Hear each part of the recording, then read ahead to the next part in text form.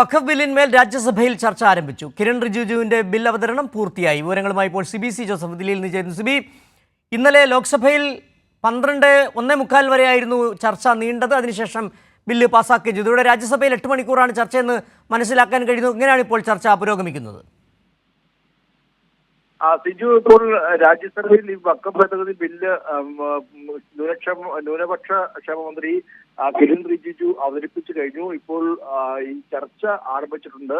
ആദ്യം ചർച്ച ചെയ്യുന്നത് കർണാടകയിൽ നിന്നുള്ള കോൺഗ്രസ് എംപിയായ ഡോക്ടർ സയ്യിദ് നാസിർ ഹുസൈനാണ്. എന്തായാലും ഈ വഖഫ് ഭേദഗതി ബില്ലുമായി ബന്ധപ്പെട്ടുകൊണ്ട് കഴിഞ്ഞ ദിവസം ലോക്സഭയിൽ ഉന്നയിച്ച അതേ അവകാശവാദം തന്നെയാണ് ഇന്നും കിരൺ റിജിജു ആവർത്തിച്ചത്. മാത്രമല്ല, മുൻപ് വിഷയമടക്കം അദ്ദേഹം ഇന്നും പരാമർശിക്കുകയുണ്ടായി. കേരളത്തിൽ നിന്നുള്ള എംപിമാരടക്കം ഈ ഒരു ബില്ലിനെ അനുകൂലിക്കണമെന്നൊരു അഭ്യർത്ഥന കൂടി അദ്ദേഹം നടത്തുകയും ചെയ്തു. എന്തായാലും ആ ബില്ലിന്റെ അവതരണം പൂർത്തിയാക്കി ഇപ്പോൾ ചർച്ചയിലേക്ക് കടന്നിരിക്കുകയാണ്. കോൺഗ്രസ് എംപിക്ക് ആദ്യ 20 മിനിറ്റ് സമയം അനുവദിച്ചിരിക്കുന്ന ആ ഒരു ചർച്ചയാണ് ഇപ്പോൾ ആരംഭിച്ചിരിക്കുന്നത്. ഈ വഖഫ് ഭേദഗതി ബില്ലുമായി ബന്ധപ്പെട്ടുകൊണ്ട് ഇന്നലെ നടന്ന അതേ നടപടി തന്നെയായിരിക്കും ഈ ബിൽ. ഇന്നലെ കോൺഗ്രസിന് 1 മണിക്കൂർ 40 മിനിറ്റാണ് ഈ ചർച്ചയിൽ പങ്കെടുക്കാൻ സമയം നൽകിയത്. ഇന്ന് രാജ്യസഭയിൽ എങ്ങനെയാണ്? കോൺഗ്രസിന് അനുവദിച്ചിരിക്കുന്ന സമയം എത്രയാണ്? ഇന്നും രാജ്യസഭയിൽ ഏതാണ്ട് അതിന് സമാനമായ സമയം തന്നെയാണ് ഇപ്പോൾ കൊടുത്തിരിക്കുന്നത്. പക്ഷേ എങ്കിൽ പോലും ലോക്സഭയിൽ അത്രത്തോളം നീളുകയില്ല രാജ്യസഭയിൽ ചർച്ച എന്നുള്ളതാണ് നമുക്ക് മനസ്സിലാക്കാൻ കഴിയുന്നത്. എങ്കിൽ പോലും ഇതിന്റെ നടപടികൾ വൈകും. കാരണം ഈ ഒരു ചർച്ചയുമായി ബന്ധപ്പെട്ടുകൊണ്ടെല്ലാം തന്നെ ഇനി നാടകീയമായ നീക്കങ്ങളും പ്രതിഷേധങ്ങളും ഉണ്ടാകാനുള്ള സാധ്യതയുണ്ട്. ഇപ്പോൾ കോൺഗ്രസ് ഈ കാര്യത്തിൽ നിലപാട് വ്യക്തമാക്കിയിരിക്കുന്നത് BJP ആണ്. BJP ന്യൂനപക്ഷ പീഡനം എന്ന് പറഞ്ഞുകൊണ്ട് ഈ ഒരു പ്രത്യേക മതവിഭാഗത്തിന് മേൽ യുദ്ധത്തിൽ കടന്നു ചേരുന്ന സമീപനമാണ് എന്ന് ഇപ്പോൾ ഡോക്ടർ സയ്യിദ് നാസിർ ഹുസൈൻ വ്യക്തമാക്കുകയും ഈ ബില്ലിനെ ശക്തമായി എതിർക്കുന്നതായി അറിയിക്കുകയും ചെയ്തിട്ടുണ്ട്. ഇപ്പോൾ അദ്ദേഹത്തിന്റെ ഈ ചർച്ച പുരോഗമിച്ചുകൊണ്ടിരിക്കുകയാണ്. എന്തായാലും ഈ മുൻപ് വിഷയത്തിൽ രാജ്യസഭയിലും ഇന്നിപ്പോൾ ഗ്രന്ഥിച്ച് പരാമർശിക്കുന്ന ഒരു സാഹചര്യം കൂടി ഉണ്ടായി. എന്തായാലും വഖഫ് ബില്ലിന്മേൽ ഇപ്പോൾ രാജ്യസഭയിൽ ചർച്ച ആരംഭിച്ചിരിക്കുകയാണ്.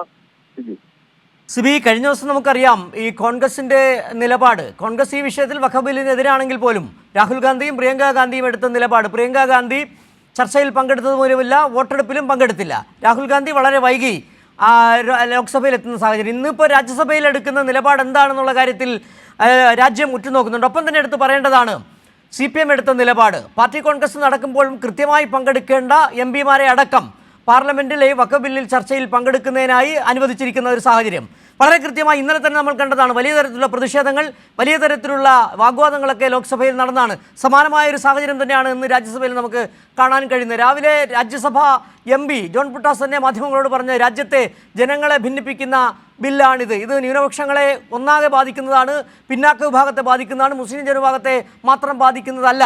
എങ്ങനെയാണ് ഇപ്പോൾ CPMന്റെ അതോടൊപ്പം തന്നെ ഇടതുപക്ഷ MPമാർക്ക് അനുവദിച്ചിരിക്കുന്ന സമയത്തെക്കുറിച്ചും അവരുടെ മറ്റ് പ്രഖ്യാപനങ്ങളെക്കുറിച്ചും പ്രസ്താവനകളെക്കുറിച്ചും?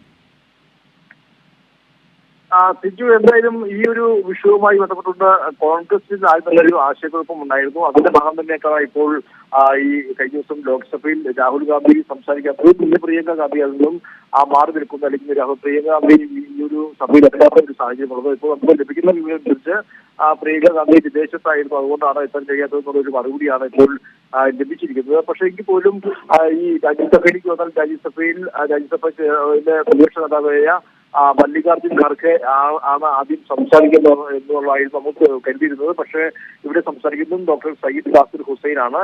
എങ്കിൽ പോലും കോൺഗ്രസിന്റെ നിലപാട് ഇടതുപക്ഷമടക്കം തന്നെ ചൂണ്ടിക്കാട്ടുകയും ചെയ്തിട്ടുണ്ട്. പക്ഷെ നമുക്കറിയാം, ഇവിടെ ഇടതുപക്ഷ MPമാർ പാർട്ടി കോൺഗ്രസ് നടക്കുമ്പോഴും അവിടെ നിന്നും ഇതിലെ രാധാകൃഷ്ണൻ MP എല്ലാം തന്നെയും മധുരയിൽ നിന്നും ഇവിടെ ലോക്സഭയിലെത്തി ഈ പാർട്ടി കോൺഗ്രസിൽ പങ്കെടുക്കുകയും ഇടതുപക്ഷത്തിന്റെ നിലപാട് കൃത്യമായി ലോക്സഭയിലടക്കം പറയുന്ന ഒരു സാഹചര്യം ഉണ്ടായി.